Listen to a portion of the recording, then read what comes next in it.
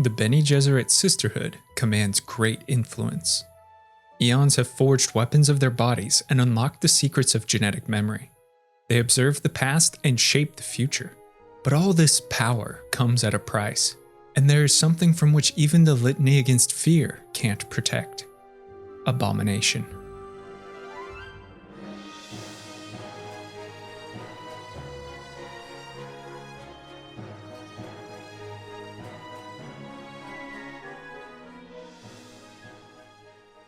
Bene Gesserit Reverend Mothers are unique in Dune's Imperium.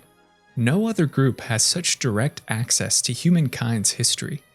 Through spice agony and awakened genetic memory, the past lives of their entire female ancestry is impressed upon them. It's at once awesome and terrifying. Imagine a clamor of hundreds of voices screaming in the recesses of your mind, your psyche assaulted not just by the memories of others, but their emotions, experiences, egos, their entire personas. Past lives are a dangerous force that retain will and consciousness. It's enough to cause madness, or worse. It's described in Children of Dune as a scrambled web of memories, where one is unable to retreat or find a sealed room of the mind. Faced with such a condition, one has to integrate madness to select and reject from a multitude of offerings. Acolytes and postulants of the Order, therefore, undergo decades of grueling physical and mental conditioning to strengthen themselves against such a torrent.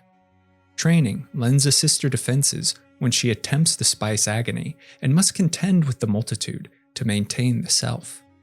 But what of those who are subjected to chaos without adequate preparation? What happens to those whose individuality is shattered?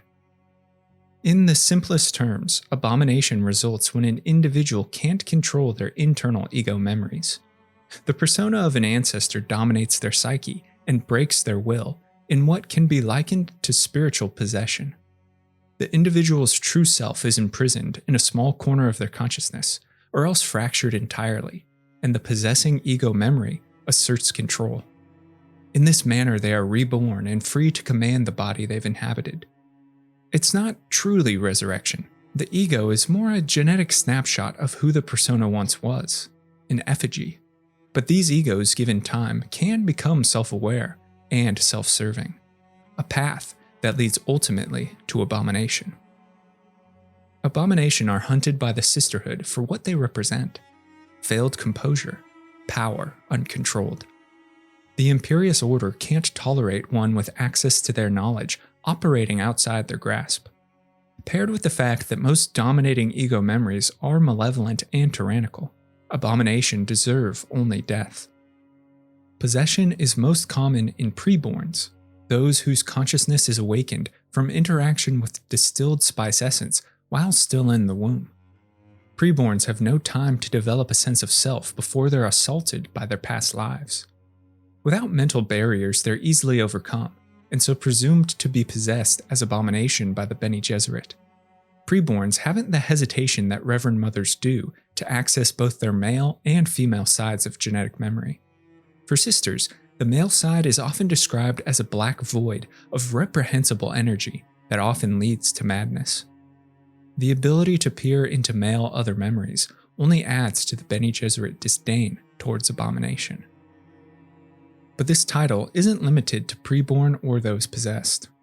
Another danger arises from the Great Temptation. Reverend Mothers have proven through the spice agony their ability to alter internal body chemistry at will. This requires tremendous control. With it, they regulate hormones, signaling cascades, metabolism, and even cellular growth and regeneration. They can arrest the aging process indefinitely, and this is the allure of the Great Temptation. Those sisters unable to resist grasp for immortality and hold the secret to eternal life. For their actions, they are ostracized. Alia explains to Duncan Idaho that it's the thing which the sisterhood hides most deeply, the thing they most fear. It can prolong youth far longer than with melange. Do you see the consequences should many Bene Gesserit do this? The Great Temptation risks discovery by outside factions of the Bene Gesserit's true power.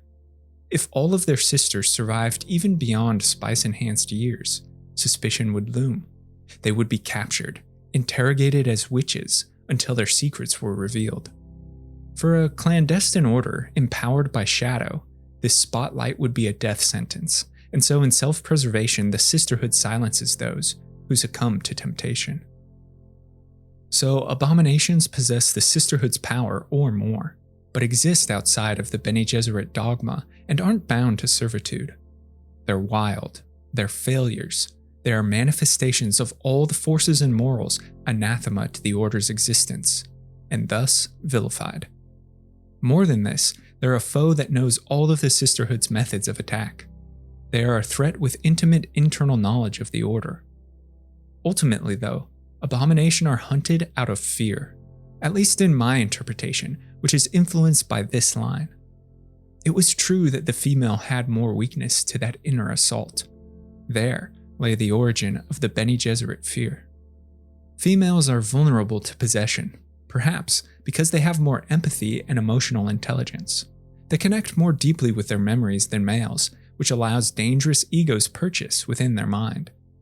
It's a very possible future for each Reverend Mother, and one they'd sooner bury than face.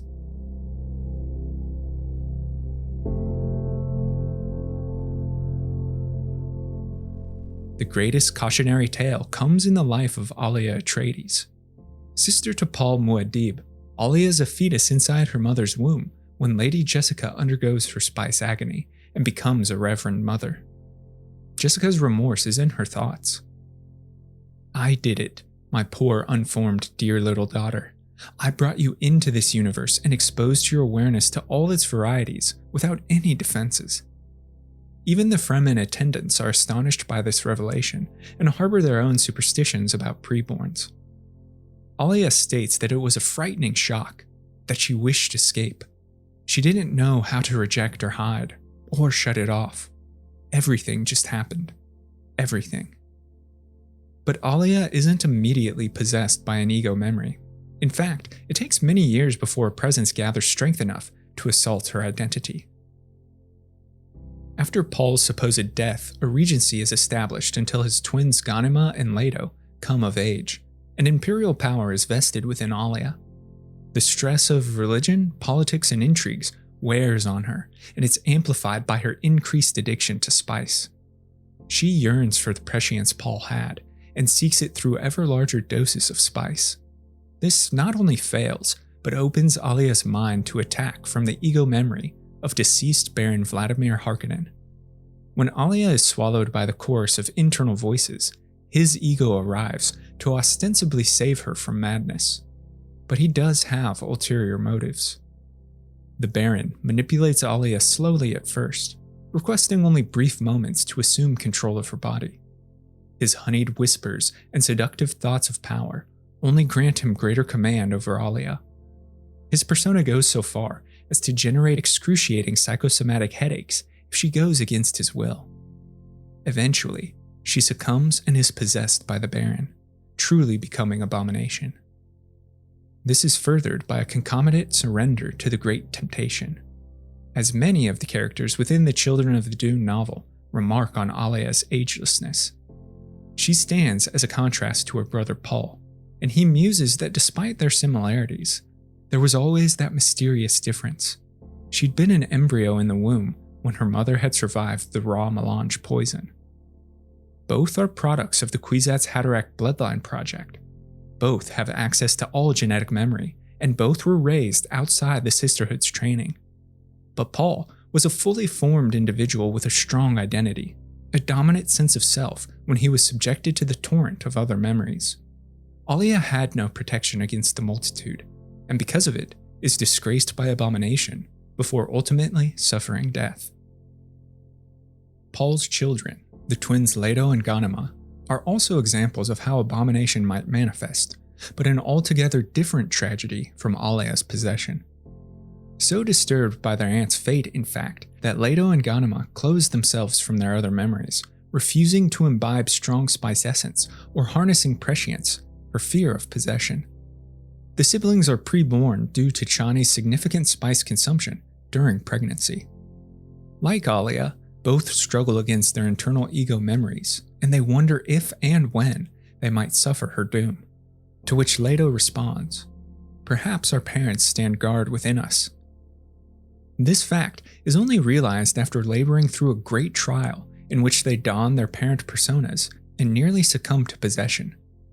Leto comes to terms with the memory of Paul within and cautiously persuades Chani to relinquish control back to Ganima. After this endeavor, the twins feel the vigilance of their parents, guarding them from a wave of evil. But they also develop personal means of ensuring sanity. Ganima uses a type of induced hypnosis to resist ego personas, especially the more sinister ancestors. Leto, however, embraces possession. He becomes Abomination. As Leto ascends to the Lion Throne in the end of Children of Dune, he strikes a bargain with a malevolent and tyrannical ancestor known as Herbert, a ruler of ancient Earth remembered for his cruelty. Leto allows Herbert to possess him in exchange for protection from the multitude of other voices. This we hear in dialogue upon his accession. "Ganima escaped this, but I did not. I was forced to balance the inner lives. Doing this, I avoided the most malignant. I am a community dominated by one who is ancient and surpassingly powerful. I am no longer human." So your sister assures me. Abomination? By the Sisterhood's definition, perhaps. Though Herbert is the dominant persona, he isn't the only one, and Leto becomes an amalgamation of ancestral voices. He creates a council of ego personas who work collectively to guide his actions during his unprecedented 3,500-year reign. Paul, Chani, Leto I, and many other noble but necessarily oppressive rulers sit on Leto's internal council. Herbert acts as Grand Arbiter, and Leto the God Emperor admits he rules in the ancient pharaonic model. This begs the question, why? I have an entire video on Leto II and his motives, which I'll link in the description. But essentially, Leto seeks to guide humanity along his prescient vision of salvation, known as the Golden Path. This requires a tyrant's force for thousands of years. Within that time, he rightfully fears he may become possessed by ego personas of ignoble ancestors and selfish manipulators who would ruin the Golden Path. To realize the vision, he becomes Abomination, but on his own terms and with proper counsel. In this way, the minds of ancient humanity are reborn to guide its future. Thanks so much for watching and listening. Let me know your thoughts about Abomination and the fates of Alia and the Atreides twins, as well as your own insights and suggestions for future videos in the comments below. And if you're a fan of lore and storytelling, be sure to subscribe to the channel, check out the podcast where content is uploaded frequently.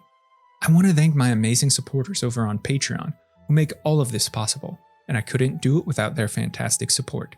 If you'd like to become a lore luminary for access to me, a great community, written scripts, and early video drops, head to patreon.com/thelorebrarians to learn more. Until next time, go forth and explore the lore.